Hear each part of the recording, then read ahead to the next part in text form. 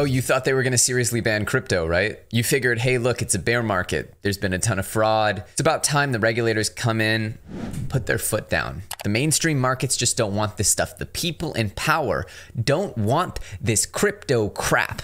Get it out. Get rid of it. That's right. Just make it all go away. If only there was some kind of history to point to of governments banning Bitcoin or cryptocurrency and then completely switching their stance and welcoming it again. If only there was a history of big banks fudding crypto publicly while then buying low prices privately during the bottoms of the bear market. If only there was some way to know this was happening. Wall Street giants back EDX markets, a new cryptocurrency exchange. Large financial institutions such as Citadel Securities, Fidelity, and Charles Schwab. Surely the big banks weren't using their government connections to bully out incumbents so that they could stage a traditional finance takeover in the fastest growing asset class within the entire financial world over the last decade plus. Surely that is not the case. Why would they do that? It's not like they have so much to gain from fudding crypto and trying to make it seem like the industry was going away, to then only launch products that they expect to lead that industry during the next bull run, effectively pointing to the flaws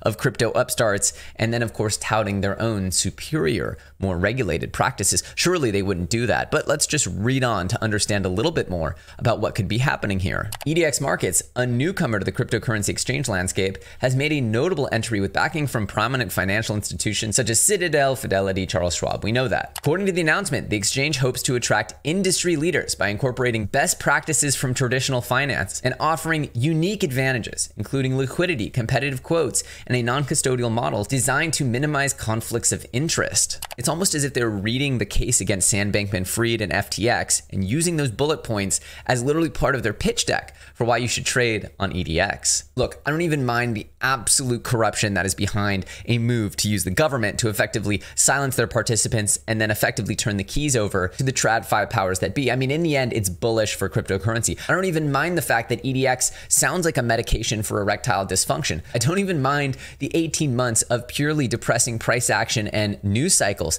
that have really been designed to systematically dismantle the crypto community and the crypto ethos. No, I don't mind it at all, because I know at the end of this tunnel of woes is a rainbow with a pot of gold. That's right, fam. As our man Adam Cochran has said, BlackRock, Citadel, Deutsche Bank, and NASDAQ have all started to enter the crypto space in the last week. This is coincidentally the week after Binance and Coinbase were sued. It's almost as if buying regulatory FUD is always a good plan. They've bullied out participants so they can scoop up cheap coins. The trajectory for crypto has never been more clear. Let us not forget that this comes days after BlackRock files their ETF, and they have a 570-to-1 record of getting approved for ETFs. So pretty much it's about a snowball's chance in hell that this gets rejected, and they wouldn't have even applied for this ETF if they weren't pretty sure they were gonna get it. I told y'all I was slurping up the regulatory dip on the Coinbase and Binance FUD. I didn't buy it, and since then it's been up only. Again, I get into these circular arguments with people, and yes, I do wish I had been super bullish during the FTX drama, but I'll be honest, it took me by surprise, and I was feeling very soured towards the industry at that point, which was of course the PSYOP. But since the bank bailouts at 19K for Bitcoin, I've been extremely bullish, and I declared at that point that we had begun to re-enter into a buy the dip market. So what does it really mean? It means that the story as old as time. Crypto is the industry of the future of finance. It is as big as everyone expects it to be and more. And the next cycle looks like it is shaping up nicely.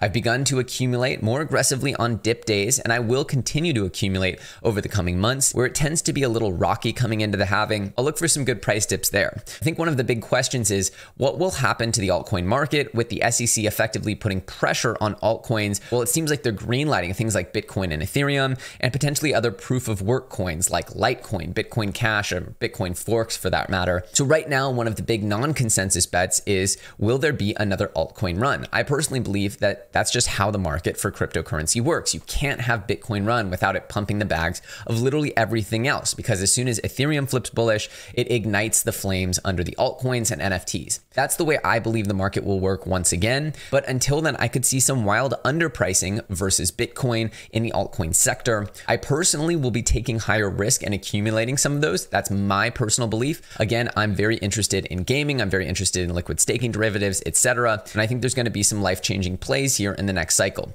That said, Bitcoin and ETH look like they're getting the green light. So if you want a lower risk way to allocate to crypto, stick with Bitcoin and Ethereum. It looks like those are getting a pretty significant regulatory green light, a thumbs up, as we can see evidenced with the filings from Citadel, from BlackRock, from Fidelity. It looks like everyone is getting behind Bitcoin and ETH being for sure totally regulatory friendly, clean assets to trade. As always, if you guys are excited about this, if you're excited about the future of crypto, always looking darkest before dawn, and understand that if you're able to reverse the mental jujitsu of this industry and understand that literally the entire goal of the bear market is to get you to sell your coins to bankers, and that if you're able to resist and even double down when things look absolutely horrific, well, that's when you're doing what 99.9% of people won't do. And that's why you deserve the gains that 99.9% of people will never experience. As always, I'm EllioTrades. I was with you last bear market. I was with you last bull market. Been with you the entire bear market this time, and you better believe I'm not leaving for the absolute best part. I'll see you guys in the next episode.